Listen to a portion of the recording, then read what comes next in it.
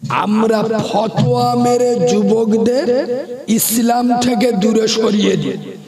আমি সমস্ত জায়গায় বলে আসি, যুবক ছেলেরা যদি ইসলামের দিকে এগিয়ে আসে, ইসলামের লাভ হবে না ক্ষতি হবে? স্বয়ং রাসূলুল্লাহ, বাবু হাদিসটা শোনো, স্বয়ং রাসূলুল্লাহ দোয়া করছে, আল্লাহ এই মক্কার মাটিতে একটা লোক আছে, তার নাম হলো খত্তাব। কি বলো? খত্তাব। আল্লাহ, ওর একটা বেটা আছে 26 বছর বয়স, নাম হলো ওমর। কি নাম? ওমর। আল্লাহ, এই ওমর খুব এনার্জিওয়ালা ছেলে, খুব পাওয়ারওয়ালা ছেলে, এর ভিতরে একটা লিডারি কোয়ালিটি আছে। আল্লাহ, এই ওমর যদি আমার, ও বাবু চলে যাচ্ছ, খুব জোর পেয়েছে। আল্লাহ, ওই ওমর যদি আমার ইসলামের কলেমা পড়ে, তাহলে আমার ইসলামের দাওয়াত দেওয়া একটু সহজ হয়ে যাবে। নবী ওমরের জন্য দোয়া করেছে না করেনি? আমরাও যুবকদের জন্য দোয়া করি। এই যুবকরা, তোমার মাথায় টুপি নেই, কোনো অসুবিধা নেই। আমি ফতোয়া মারা হুজুর নয় যে হুজুর ফতোয়া মারে দূরে থাকো। আজ টুপি নেই, কাল হবে ইনশাআল্লাহ। তোমার মুখে দাড়ি নেই, আজকে দাড়ি নেই, কাল হবে। এবার তোমাদের এলাকায় যে পঞ্চায়েত সমিতির নেতা, এর দাম আছে না নেই? আমি ভোটে দাঁড়ালি আমার বউ আমার ভোট দেবে, তাহলে ওর গ্রামের লোক ভোট দিয়ে জিতিয়েছে, ওর দাম আছে না নেই? ওর যদি আমরা বুঝিয়ে নামাজি করতে পারি, নামাজি বাড়বে না কমবে? দুর্বলতা আমাদের, আমরা ওদের বুঝাতে পারি। কথা বললেন? খালি খ্যাচ করে ফতোয়া মারলে হয় না। এই তো 2 মাস আগে আমাদের দক্ষিণ 24 পরগনা এক জায়গায় মারামারি বেঁধে গেছে। কি হয়েছে? একটা মৌলবী ফতোয়া দিয়েছে লক্ষ্মীর ভান্ডার হারা। কি হারা? আরে মমতা ব্যানার্জির যে প্রকল্পটা মেয়েদের 500 টাকা করে দিচ্ছে না, বলছে এটা হারাম। এখন গ্রামে মারামারি বেঁধে গেছে। গ্রামের লোক বলতেছে এখানে কারিমুল্লার মতো যন্ত্র ছাড়া হবে, ও মালে ধরে নিয়ে। আমি গিয়েছি, যেই মৌলবী ফতোয়া দিয়েছে লক্ষ্মীর ভান্ডার হারা, গ্রামের মেয়েরা বলে ও গুটির মোল সাহেবের ভাত। মমতা ব্যানার্জি আমাদের 500 টাকা করে দিচ্ছে আর আমাদের বলতেছে হারাম। তাই দেবতী, ও তুমি কিভাবে হারাম বলে কেন? ওই লক্ষ্মীর ভান্ডার, লক্ষ্মীর ভান্ডার, লক্ষ্মী নাম আছে, যা সাল মাথা বেদার মলম নে পদে বেদায় দে লক্ষ্মী নাম আছে বলে বলছে এটা হারাম। তোমাদের এখানে নাম গোবিন্দপুর বলে কোন জায়গা আছে? রামপুর, রামনগর আছে? আচ্ছা, নাম শুনেছেন? নাম গোবিন্দপুর জায়গার নাম শুনেছেন তো? আচ্ছা, রাম গোবিন্দপুরে শুধু হিন্দুরা বাস করে না মুসলমানরাও বাস করে? হিন্দু মুসলমান, তা ওখানে তো মুসলমানকে বাস করা উচিত না। মালকোটার ঘর আগুন দিয়ে পুড়িয়ে দেওয়া উচিত। কেন? রাম গোবিন্দপুর গ্রামের নাম। আরে বুঝতে পারেন ওদের দেবতা। তা চৈতন্যপুরে তো হিন্দু মুসলমান সবাই থাকে, রামপুর হিন্দু মুসলমান সবাই থাকে। আরে লক্ষ্মীর ভান্ডার এটা একটা সরকারি প্রকল্পের নাম। এটা মমতা ব্যানার্জি কি শুধু মুসলমানদের দেয়? কথা বলে না। হিন্দু মুসলমান কাউরা খ্রিস্টান যে পশ্চিম বাংলা বাসী তার জন্য ইতি হারামের কি আছে? কোনো অসুবিধা নেই। যেখানে সেখানে ফতোয়া মারলি হুজুর বিপদে পড়বে না? পড়বি। জানো লকডাউনে আমাদের মমতা ব্যানার্জি বলেছিল 4 জনের বেশি মসজিদে যাওয়া। করোনার সময় বলেছিল না বলেনি? আমাদের মুসলমানের ছানাগুলো তখন ইমানের জোশ, মমতা বেঈমান, মমতা কাফের, মুসলিম বিদ্বেষী, আমাদের বিরুদ্ধে বলছে। আমাদের মসজিদই যেতে দেবে না, আমাদের মসজিদ। আরে কাওরা ছানা, তখন নাই মমতা তোর বারণ করেছিল, মমতা খারাপ। এখন তোর কোন খালামা মসজিদই যেতে বারণ করেছে? কথা বুঝতে পারেন? তখন নাই মমতা ব্যানার্জি বারণ করুন, খারাপ। এখন তোর কোন নানি যেতে বারণ করল? এখন মসজিদে যায় না কেন? আরে আমার কথা বুঝছেন না বোঝেন না? আসলে ওটা নয়, এরা তো আল্লাহর ভয়ে মসজিদে যায়, করোনার ভয়ে গিয়ে। হ্যাঁ না না এবার বলি বিশ্বাস করবেন না, সেই করোনার সময় টিকা দেয় না, করোনার টিকা ভ্যাকসিন আমি দুটো লিস। এরা মনে মনে করতে ভয়ে না রে বাবা, ওই সময় ট্রেনের টিকিট কাটতে গেলে ওই কাগজ লাগবে, প্লেনে জলসা করতে যেতাম, ওই কাগজ না হলে দেবে। তা আমি ফজরের নামাজ পড়ে পঞ্চায়েতে টিকা আনতে গেছি, আল্লাহর কি রে বাবা, আমার চোখ বুলু হয়ে গিয়ে দেখি খালি আদলা ইট ভর্তি। আরে কি ব্যাপার? বলে ও ভাই বুঝতে পারুনি, সব আল্লাহর ওলিরা রাত 1:30টার সময় এসে আদলা ইট দিয়ে লাইন দিয়ে গেছে। মানে বুঝতে পারুনি, এদের আল্লাহর ভয় নাই।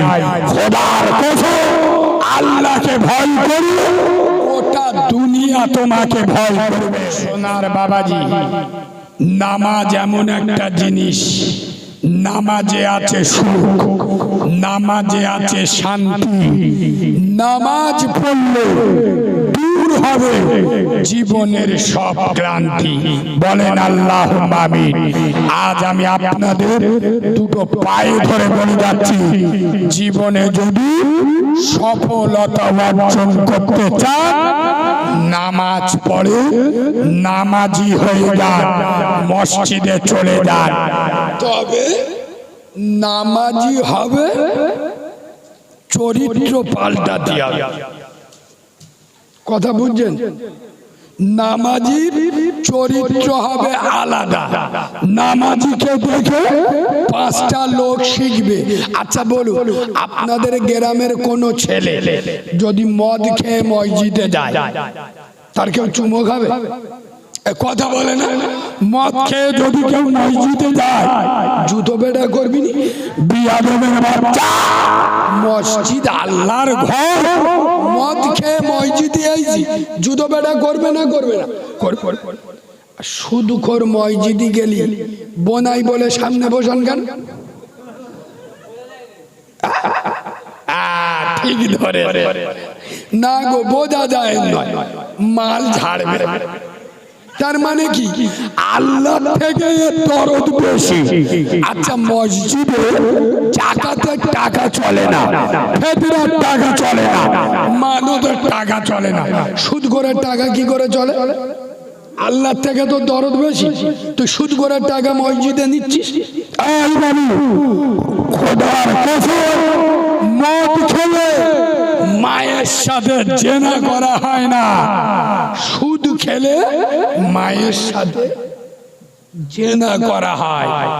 মিশকাতুল মাসাবিরের হাদিস, সুদের সব থেকে বড় গুনাহ আল্লাহর সঙ্গে যুদ্ধ করা, আর সব থেকে ছোট গুনাহ 42 বার মাকে ধর্ষণ করা।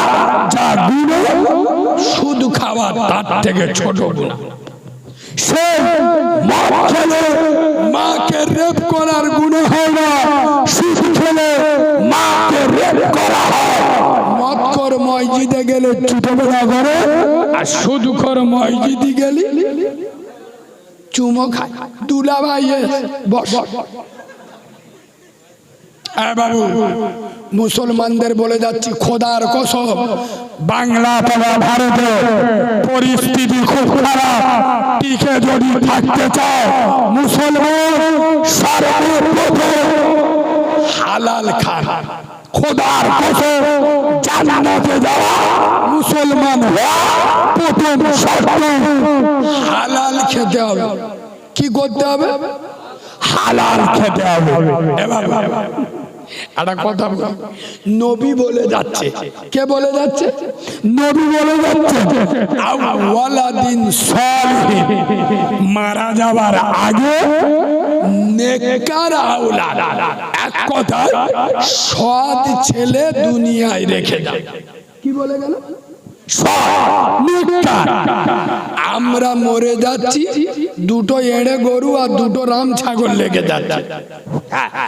এড়ে গরু, গরু পেশাব করে মেশিন ধো, কথা বলে না এড়ে গরু পেশাব করে মেশিন ধোয়, আমাদের মুসলমানের এড়ে গরুগুলো পেশাব করে কলম ধোয়।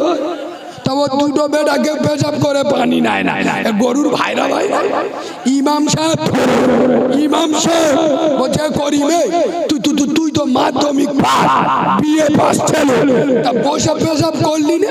বলে না। কেন? বলে কুকুরের অপমান করা হবে। কার অপমান করা হবে? কুকুরের অপমান করা।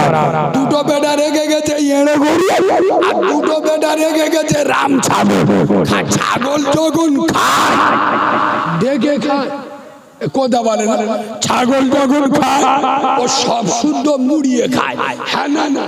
আর আমাদের ছাগলগুলো হাল হারাম বেশে খায়, বিসমিল্লাহ বলে খাচ্ছে।